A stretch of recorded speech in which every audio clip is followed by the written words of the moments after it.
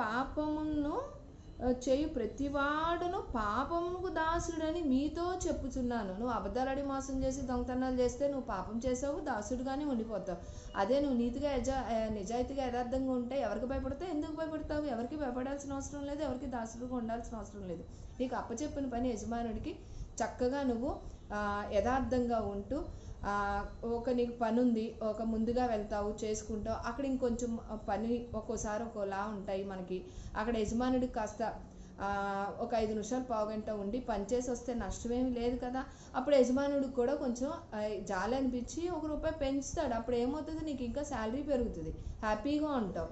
అంతేగాని నేనెందుకు చేయాలి, నేనెందుకు ఉండాలి అని అంటే వాళ్ళకి ఇవ్వబుద్ధి అవుతుందా? దేవుడు కూడా అందుకే చాలా విషయాల్లో కూడా సత్యం మిమ్మల్ని స్వతంత్రులుగా చేయనంటే మీరు నీతిగా యథార్థంగా ఉన్నప్పుడు ప్రతి చోట మీరు స్వతంత్రులుగానే మీరే జీవిస్తారని మనకే హక్కు ఇచ్చి ఉన్నాడండి.